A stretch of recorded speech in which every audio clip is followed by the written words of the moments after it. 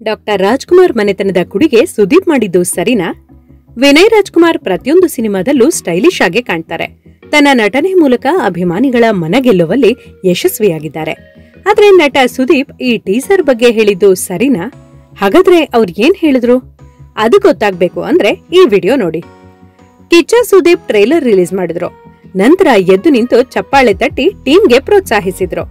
ಪೇಪೆ trailer ಹಾಗೂ ವಿನಯ್ ಬಗ್ಗೆ ಮಾತನಾಡೋದಕ್ಕೂ ಮುನ್ನ ಕನ್ನಡ ಚಿತ್ರರಂಗದ ಸೋಲಿನ ಬಗ್ಗೆ ಖಡಕ್ ಆಗಿ ಪ್ರತಿಕ್ರಿಯೆ ಕೊಟ್ಟಿದ್ದಾರೆ.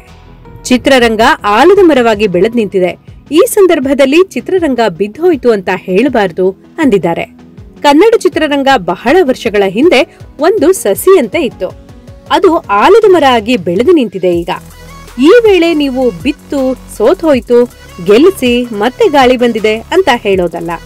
ನಾವು ಅರ್ಥ ಮಾಡ್ಕೊಳ್ಬೇಕಾಗಿರೋದೇನಂದ್ರೆ ಎಲ್ಲ ಚಿತ್ರರಂಗನೂ ನಮ್ಮ ಲೈಫ್ಗೆ ಡಿಫ್ರೆಂಟ್ ಏನೂ ಅಲ್ಲ, ಸೋಲೋದೆ ಗೆಲ್ಲೋದಕ್ಕೆ ಅಂತ ಕಿಚ್ಚ ಸುದೀಪ್ ಹೇಳಿದ್ದಾರೆ. ಟ್ರೈಲರ್ ರಿಲೀಸ್ ಆದ ಕೆಲವೇ ಗಂಟೆಗಳಲ್ಲಿ ಭರ್ಜರಿ ಸದ್ದು ಮಾಡ್ತಾ ಇದ್ದು 6 ಲಕ್ಷಕ್ಕೂ ಹೆಚ್ಚಿನ ಮಂದಿ ನೋಡಿ ವಿನಯ್ ರಾಜ್ಕುಮಾರ್ ಅವರ ಹೊಸ ಅವತಾರಕ್ಕೆ ಭೇಷ್ ಅಂದಿದ್ದಾರೆ.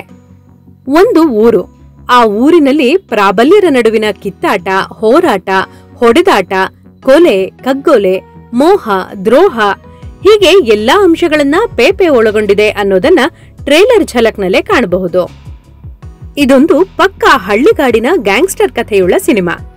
ರಾಯಪ್ಪ, ಧರ್ಮ, ಗುಣ ಅನ್ನೋ ಪ್ರಾಬಲ್ಯ ವ್ಯಕ್ತಿಗಳ ಬಳಿಕ ಬರೋ ಪೇಪೆ ತನ್ನವರಿಗಾದ ಅನ್ಯಾಯದ ವಿರುದ್ಧ ಹೋರಾಟ ನಡೆಸೋ ಹಾಗೂ ಅದನ್ನು ಸರಿ ಮಾಡಲು ಬಡಿದಾಟ ನಡೆಸೋ ದೃಶ್ಯವನ್ನ ತೋರಿಸಲಾಗಿದೆ. ವಿನಯ್ ರಾಜ್ಕುಮಾರ್ ಇಲ್ಲಿ ಪಕ್ಕಾ ಮಾಸ್ ಲುಕ್ನಲ್ಲೇ ಕಾಣಿಸಿಕೊಂಡಿದ್ದಾರೆ.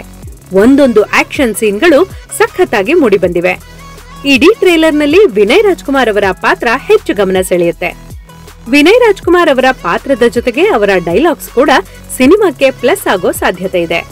ಮಯೂರ್ ಪಟೇಲ್ ನೆಗೆಟಿವ್ ಶೇಡ್ ಟ್ರೇಲರ್ನಲ್ಲಿ ಗಮನ ಸೆಳೆಯುತ್ತೆ. ನವೀನ್ ಡಿ ಪಡೀಲ್, ಯಶ್ ಶೆಟ್ಟಿ, ಕಾಜಲ್ ಕುಂದರ್ ಅವರ ಪಾತ್ರಗಳು ಕೂಡ ಟ್ರೇಲರ್ನಲ್ಲಿ ಬಂದು ಹೋಗ್ತವೆ. ಶ್ರೀಲೇಶ್ ನಾಯರ್ ನಿರ್ದೇಶನದ ಪೇಪೆ ರಾಜಕೀಯ, ಜಾತಿ, ದ್ವೇಷದ ಸುತ್ತ ಸಾಗುವ ರಕ್ತಸಿಕ್ತ ಅಧ್ಯಾಯದ ಕಥೆಯನ್ನ ಒಳಗೊಂಡಿದೆ. ಇದೇ ಆಗಸ್ಟ್ 30ರಂದು ಈ ಚಿತ್ರ ರಿಲೀಸ್ ಆಗಲಿದೆ.